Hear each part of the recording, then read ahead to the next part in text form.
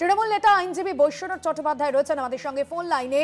SIR নিয়ে বড় নির্দেশ দিল সুপ্রিম কোর্ট, নির্বাচন কমিশনকে তালিকা প্রকাশের নির্দেশ। অর্থাৎ এই যে তথ্যগত অসঙ্গতি কাদের রয়েছে, কেন ডাকা হচ্ছে, এবার এই বিষয়গুলোকে সামনে আনা হোক। শীর্ষ আদালতের এই নির্দেশকে আপনি কিভাবে দেখছেন?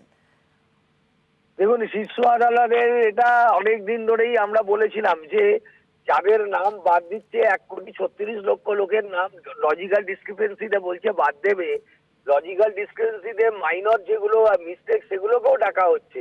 অলরেডি 58 লক্ষ লোকের নাম বাদ দিয়েছে। তারপর বিজেপির কথায় নির্বাচন কমিশন এখানকার বৈধ ভোটারের নাম কাটতে চাইছে। বৈধ ভোটারদের যেটা কাটতে চাইছে একটা লজিক্যাল ডিসক্রিপেন্সি না, এটা ইললজিক্যাল ডিসক্রিপেন্সিও ছিল। কারুর নাম, আমার নাম বৈশ্বনাথ চট্টোপাধ্যায়, কোনো জায়গায় চ্যাটার্জি থাকলে চ্যাটার্জি আর চট্টোপাধ্যায় ডিফারেন্সের জন্য তাকে হিয়ারিং অ্যাটেন্ড করতে হবে। সিনিয়র লোক, নাকে নল ঢুকিয়ে তাকে যেতে হয়েছে হিয়ারিং এর অফিসে। এটা যদি বারবার হয়, অক্সিজেন মুখে দিয়ে যাচ্ছে, বৃদ্ধ অশীতিপর মানুষ তাদেরকেও হয়রানি করছে নির্বাচন কমিশন। এইটা তো জ্ঞানেশ কুমারের খেলা।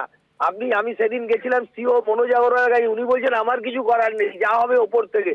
আর এখানকার ডিও সে বলছে আমার কিছু করার নেই। তাহলে মানুষ যাবে কোথায়? মানুষকে এরকম ভাবে অসহায় অবস্থায় লাইনে দাঁড় করিয়ে দিচ্ছে বিজেপি পার্টি। আজকে সুপ্রিম কোর্ট সেটা দেখে নিশ্চয়ই বলেছে তালিকা প্রকাশ করুন, কাকে কাকে ডাকছেন তালিকা দিতে হবে ওদের ওয়েবসাইটে।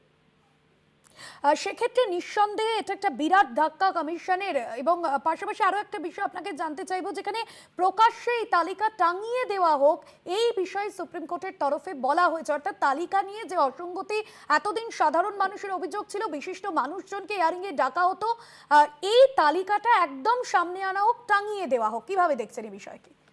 বিজেপির এই যে গণতন্ত্র বিরোধী, সংবিধান বিরোধী যে রাজনৈতিক দল, তারা মানুষের ভোটের অধিকার কাটতে চাইছে। আপনি ভাবুন না, একটা দল চাইছে তাদের খেয়াল খুশি মতো ভোটার লিস্ট হবে, যাতে তারা এই কারচুপি করে জিততে পারে। এই কাজটা ওরা দিল্লিতে করেছে, এই কাজটা ওরা মহারাষ্ট্রে করেছে, হরিয়ানাতে করেছে, বিহারে করেছে।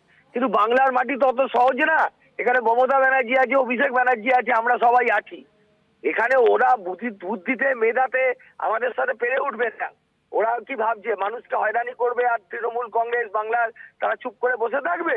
আমরা যে নিশ্চিত লড়াই চালিয়ে গেছি এবং আজকে মহামান্য আদালত সেই লড়াইয়ের কিছুটা হলেও একটা মান্যতা দিয়েছেন বলে আমি মনে করি। ধন্যবাদ জানাবো আপনাকে। তৃণমূল নেতা আইনজীবী বৈশ্বনাথ চট্টোপাধ্যায় ছিলেন আমাদের সঙ্গে ফোন লাইনে।